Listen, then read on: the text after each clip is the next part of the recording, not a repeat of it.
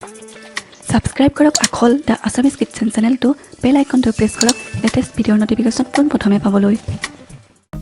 Hello everyone মোৰ আখললৈ আপোনালোক সকলোকে পুনৰবাৰ স্বাগতম জনাই আজিৰ ৰেচিপি ভিডিওটো আৰম্ভ কৰিবলৈ লৈছো আজি আপোনালোকৰ ওচৰলৈ মাছৰ চৰ্বি বা তেলৰ এটা অতিকৈ সোৱাদ লগা ৰেচিপি লৈ আহিছো আশা কৰো আপোনালোকে ভাল পাব এটা ৰেচিপিটোলৈ আগবাঢ়ো বলকচোন এয়া মই লৈ লৈছো মাছৰ চৰ্বি বা তেল প্ৰায় এপোৱা মান এখিনি ভালকৈ ধুই পেলাই সফা কৰি লৈছো আৰু এয়া লৈছো তিনটা পিয়াজ মিহিকৈ কাটি আৰু লগত লৈছো দুটা জলকীয়া জলা যিমান খাই সেই অনুসৰি ললেই হ'ল আৰু লৈছো ধনিয়া অলপ সৰহকৈ ইয়াত লাগিব এইখিনি বস্তু মই আগতীয়াকৈ যোগাৰ কৰি লৈছো গেছত কেৰাহী এটা বহাই দিছো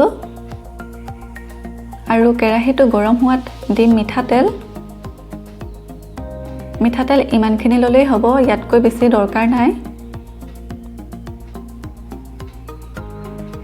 এতিয়া তেল গৰম হোৱাত ইয়াত এতিয়া দি দিম পিয়াজ আৰু জলকীয়াখিনি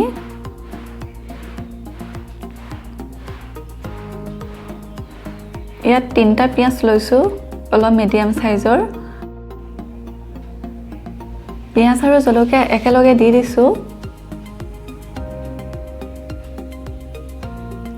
এতিয়া পিয়াজখিনি ৰঙচুৱা হোৱালৈকে ভাজিব লাগিব এতিয়া মই হাই ফ্লেমতে পিয়াজখিনি ভাজি থাকিম ৰঙচুৱা হোৱালৈকে আৰু ইয়াৰ ৰঙচুৱা হৈ গ'ল পিয়াজখিনি ভজা হৈ গৈছে এতিয়া ইয়াত দিম হালধি আধা চামুচ দিছো এতিয়া কিন্তু মই ফ্লেমটো মিডিয়াম কৰি দিলো যেহেতু পিয়াজখিনি ভজা হৈ গ'ল ৰঙচুৱাকে গতিকে মিডিয়াম কৰি দিলো ফ্লেমটো আৰু দিছো ইমানখিনি নিমখ আকৌ ভালকৈ লৰাই দিছো আৰু এইখিনি ভাজি হৈ গ'ল এতিয়া ইয়াত দি দিছো মাছৰ চৰ্বিখিনি দিয়াৰ পিছত আকৌ ফ্লেমটো হাই কৰি দি 5 মিনিট মান সময়ৰ কাৰণে ভালকৈ লৰাই দিছো চৰ্বিখিনি আৰু এতিয়া লৰাইয়ে থাকিব লাগিব ঘনে ঘনে নহলে মাছৰ চৰ্বিখিনি লাগি যাব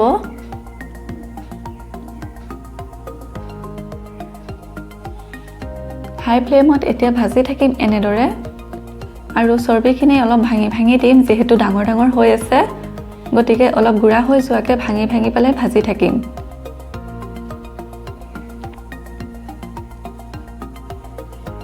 এইদৰে মাছৰ চৰ্বি বা তেল বনালে বহুত ভাল লাগে খাবলৈ বহুত সোৱাদ লগা হয় একে ধৰণেৰে মাছৰ পেটুও বনাব পাৰে আৰু ইয়াত একো মছলা ব্যৱহাৰ কৰা নহয় অকল নিমখ হালধি পিয়াজ জলকীয়া এইখিনিয়ে আৰু এয়া মাছৰ চৰ্বিখিনি গুড়া কৰি ভাজি আছো এতিয়া ফ্লেমটো মিডিয়াম কৰি দিলো যেহেতু মাছৰ চৰ্বিখিনি আধা সিজিলে এতিয়া মিডিয়াম ফ্লেমত ভাজি থাকিব লাগিব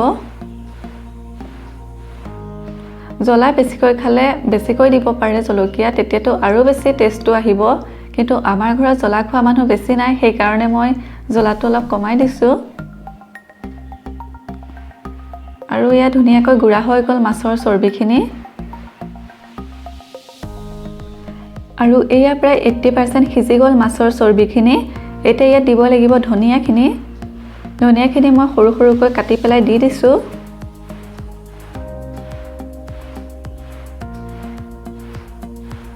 এতিয়া ধনিয়াখিনি দি পেলাই ভালকৈ লৰাই দিম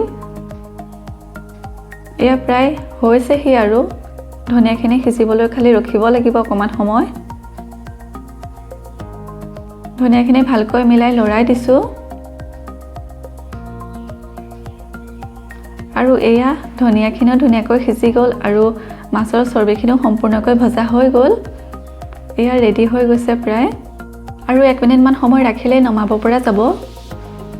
আৰু এয়া আমাৰ মাছৰ চৰ্বি ৰেডি হৈ গ'ল মই এটা গেছ অফ কৰি দিম আৰু এয়া মাছৰ চৰ্বি পৰিবেশন কৰিব পৰা হৈ গ'ল দেখিবলৈ কিমান সুন্দৰ হৈছে নহয়নে খাবলৈও সঁচাকৈ সোৱাদ লগা হয় এই ধৰণেৰে আপোনালোকেও বনাই খাই চাবচোন সঁচাই ভাল পাব গতিকে আজিৰ ৰেচিপিটো ইমানেই আছিলে যদি চাই ভাল পালে তেনেহ'লে লাইক কমেণ্ট আৰু শ্বেয়াৰ কৰিবলৈ নাপাহৰিব আৰু আপুনি যদি চেনেলটো নতুন তেনে ছাবস্ক্ৰাইব কৰি দিব আৰু কাষতে থকা বেল আইকনটো প্ৰেছ কৰি অল কৰি দিব যাতে আহিব লগা নতুন নতুন ৰেচিপিৰ ভিডিঅ'ৰ নটিফিকেশ্যনসমূহ সোনকালে পায় আকৌ এটা নতুন ৰেচিপি লৈ অহাৰ প্ৰতিশ্ৰুতিৰে আজিলৈ বিদায় ধন্যবাদ